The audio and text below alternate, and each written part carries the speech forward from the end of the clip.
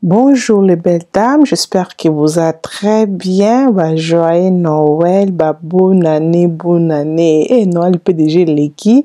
là bonne année, les belles dames. Là, tu es dans la cuisine, comme les sakibino qui bisous dans la famille, tout ça vraiment moral les a bien té, donc énergie les a bisous vraiment té, mais tout ça la bonne. Na matanga na biso jet okundi, donc voilà bazo panzango le 29 décembre, donc tozo panza matanga na Congo. Mais là na la cuisine na bike to préparer sauce onabino parce que mikolo na comme profiter kolamba beaucoup de recettes et na tina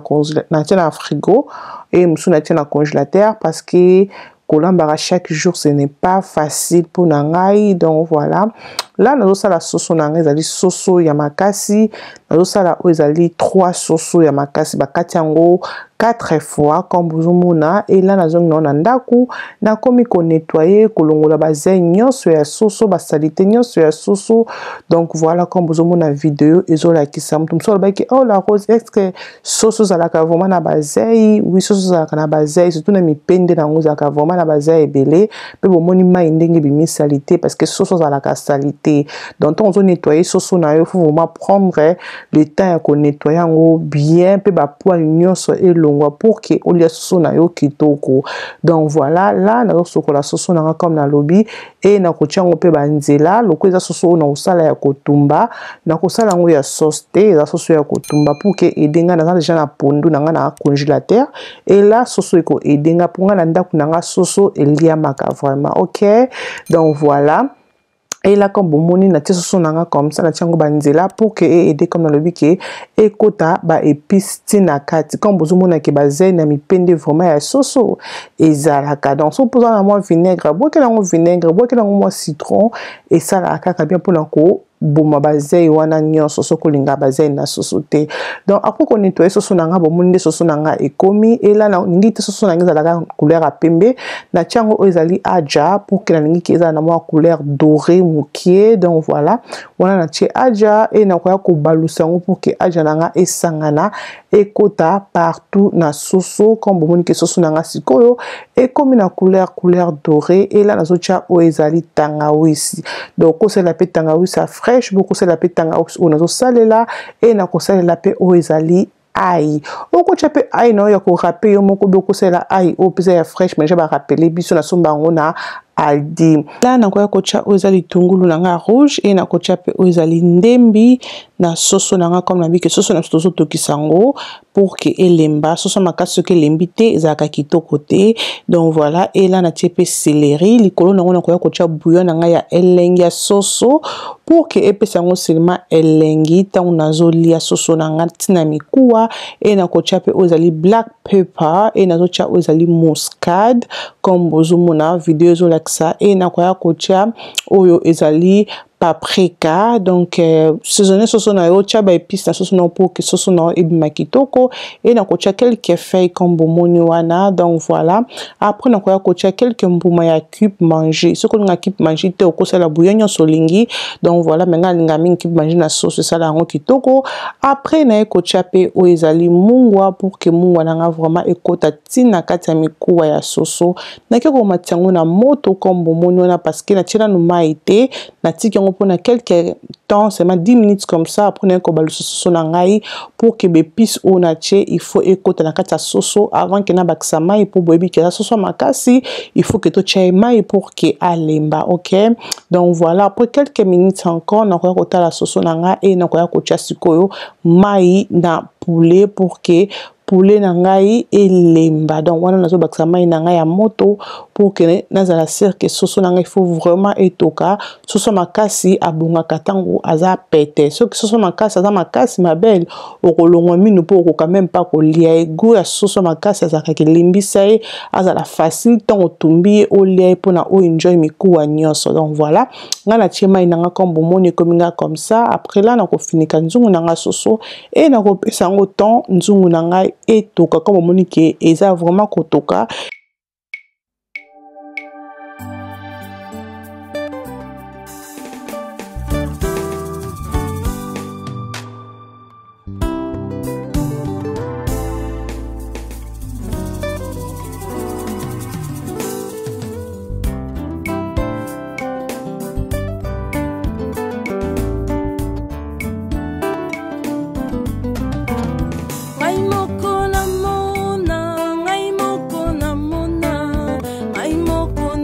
Ok ma belle, après 2 heures de temps, na ekota la nzungu na biso, bomoni vraiment que soso na ngai alembi. Donc on a linga vraiment soso alemba comme ça. Donc ça dépend na oso ko linga que soso na la makasi, mais nga soso na nga vraiment elembi. Et là na kangi moto na kesiko na salon, bana balalaki na bina profiter, na kangi la bango ba cadeau, na kimaki mbango. Kozula bango kamo ba cadeau moko lokuta ma belle comme na bisimino ke Noël ozaki vraiment Noël moko kitoko pona ngate. Mais to singi nzambe merci na souffle de vie, merci na protection, pe merci na kimia oya pesi na mitema, merci na nyoso sali na bomo na biso to singi nzambe merci. Mais loko abana baza bana miki ma belle nazaki na choix te fa na kengela banka ba cadeau po ba deja ko tuna ngai mama to komi le 23 ana kimaki mbango na tike max pe eloko malongo zaki susute na ba cadeau nyoso sila kinango na kimimbango na lokili bango ba cadeau wana nazo ambalango butu donc pour que to ba kolamuka le 24 ba mona ta ba cadeau et ko sala bango bien makasi. Donc voilà, donc comme vous mona ke nazo kanga quelques cadeaux après na ba ki non on a vu nazo ki nga esopé 3 cadeaux comme ça après na ba ki fona ba cadeau mususu parce que bloc na ba magasin et ko ba ki ko sila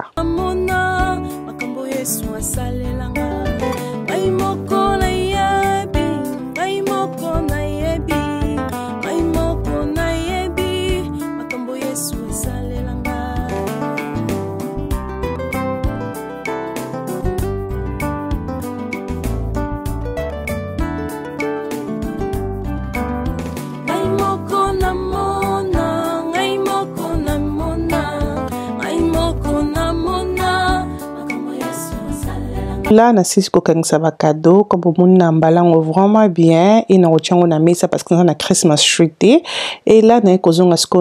na kitchen na cuisine na ko chasko na longola ki ba rideau na nga ya salon ya pembe e koma ki salite comme ozomona nzesu pembe te ya konginga donc na longola ngo mingi pona ko sokola ngo. Donc voilà na longola ki yango na longola pe ya cuisine et na longola ki pe ya accessoire na nga o ya kiti ya pembe parce que kiti na nga eza la couleur ya mwindu ba couleur mingi ya pembe zo mingi couleur ya kiti na nga ona na ngami ko sokola na machine na cha nyonso ko bomoni wana ya pembe na machine pour kina sokola ngo. Donc voilà là na tie bloc na on a la kesibino ya salon na kombono on na rideau ya pembe ya pepele. Donc voilà et na tie ba kiss nanga o ezaki pona ezongisa ngo pembe et nettoyer ngo et longola ba tâche nyonso et na ko tiongo na machine pendant 1 heure de temps.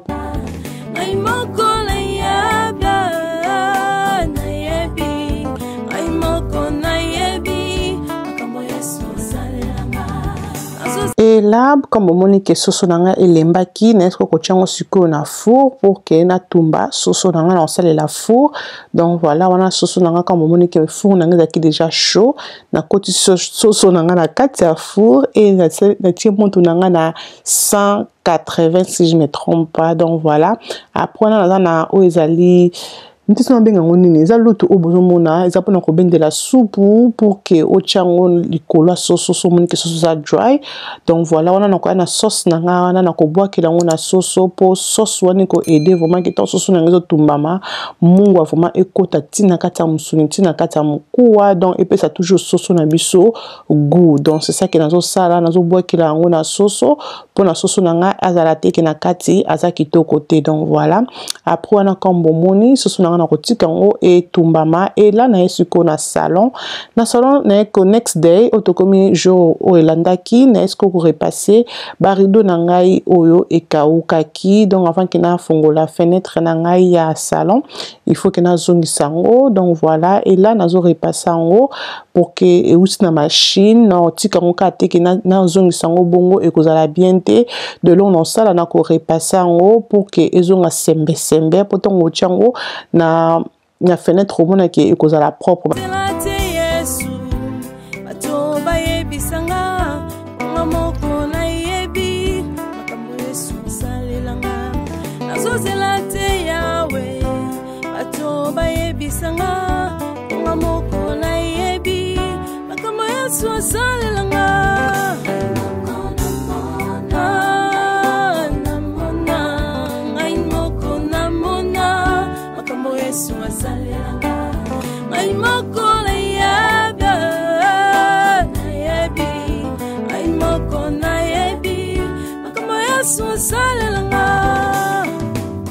donc wana soso nanga etumbami comme bomoni na tumbi soso nanga comme ça donc ma couleur dorée couleur na lingaki et là nazongi encore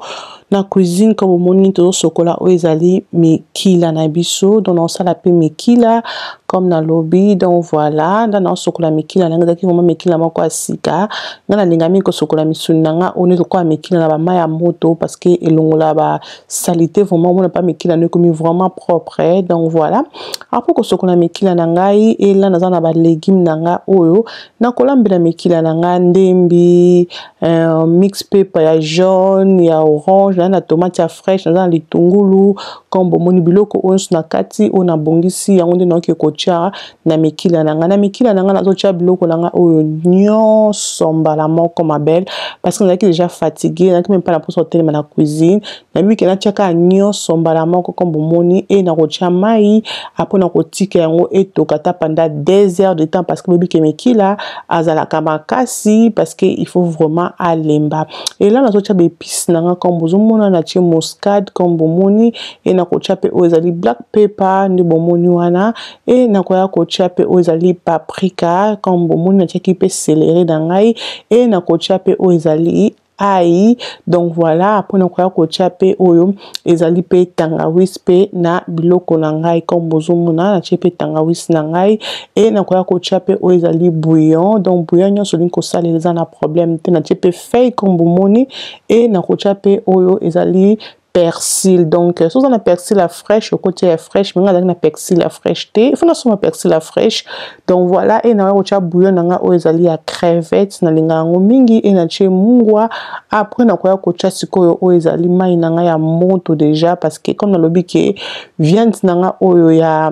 mikila na kotika yango il faut vraiment etoka elemba donc na moni mai et diminuer na koki obakisa encore mai na nzungu nanga parce que il faut na la sœur ke mikila nangai elembi donc voilà c'est comme ça que na sala mikila nangai na tiango na moto comme bomoni et là na tiaki mafuta nangai pour que na sala o ezali matungulu pona soso et là nazo sala matungulu nangai soso matungulu na kata ki ezaki na congélateur na bimisi yango comme bomoni et na za presque tout ba de matungulu be 3 matungulu kezaki ya kokata et là na bimisi yango na sala ngo scopo na kobwaka yango na soso ko bomoni sauce nangai ya soso na ko tiango ndambu na matungulu na ko tiango nyoso parce que zebele na ko tia ndambu na kubwakela ngo na matungulu nanga pour que epesa goût na matungulu et na mélange yango très bien pour que tana osangisa ngo na soso matungulu nanga ezalaka ateke ya kokauka ezalaka na mwa goût wana ya soso salaka vraiment kitoko et na koya kobakisa ngo bouillon na tiango bouillon pour que matungulu ezala ya kolala te et na koya kobakisa o ezali pe black pepper pour que esala ngo mwa pilipili mokie donc voilà après na koya kotia pe vinaigre mokie vinaigre otolielaka o balambelaka donc voilà na tie vinaigre et comme bomu matungulu nanga komi na ko mélanger ngo et na kotika vraiment mai wana kauka matungulu nanga elemba kitoko donc voilà après quelque temps comme bomoni vraiment que matungulu na biso elembi comme bomoni wana donc sali pe goût na munoko rien na dire chunga kaka nde chunga quoi voisin zo kufa na chunga et sauce nanga o etikala ki wana na ko tiango comme bozo mona nazo longola ba salité nango nazo lambela sauce nanga nazo lambela ngo loso ça la ka vraiment loso kitoko mais comme nanga kiteke ba salité nyoso soso ekota na kata loso nanga ko ça nango propreté donc c'est ça qui na sali yango comme ça na longoli ba salité et na juste seulement sauce wana pour que na lambela ngo loso après na ko bakisa pe mai na loso nanga pour que sauce wana ezaki mukie et ko lembisa loso te donc voilà après na bakisi mai donc talando linga kolamba loso nanga linga loso nanga za la moko na linga te que loso nanga ezala poto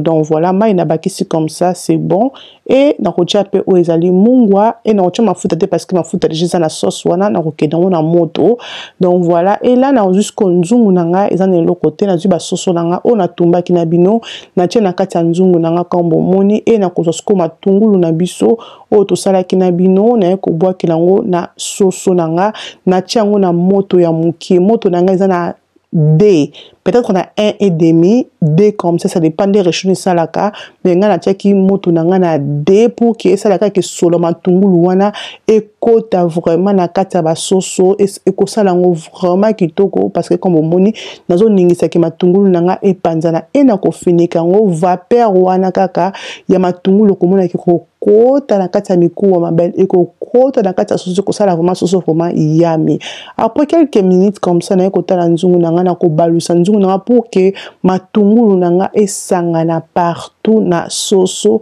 oyo ezaki na se et matalikolo ezaki na likolo ekitala se pour que soit pe goût ya matungulu comme moni que soso nanga vraiment ebeli rien à dire et na ko kotala pe ozali mikila na ngai donc mikila na ngazana na mai comme moni mais na ko balusango pour que na mélanger ngo donc voilà ça peut na makasi comme bozomona donc to kotika vraiment mikila na biso ebela to na loko baksa na mikila na biso te à part que mai ekita pe mikila elemba et là na ko sala sikoyo makimba na ngai donc voilà na kata makimba na ngai zaki makimba moko vraiment epete bien na c'est plein na makimba mingi na zo sala ngona o ezali gris na nga pona ko griller na sala vraiment peso makimba na sala vraiment mafuta na makimba te na ko sala nka mingi bona gris donc ça vraiment bien pour la santé après on a ko boire kilango spray wana ya mafuta comme moni et na ko finika makimba na nga c'est comme ça que tout comment sala la gris ozaka vraiment bien et là comme moni que loso na nga ebeli na nga vraiment ebela comme ça moko ebeli moko loso zaki vraiment kitoko na soso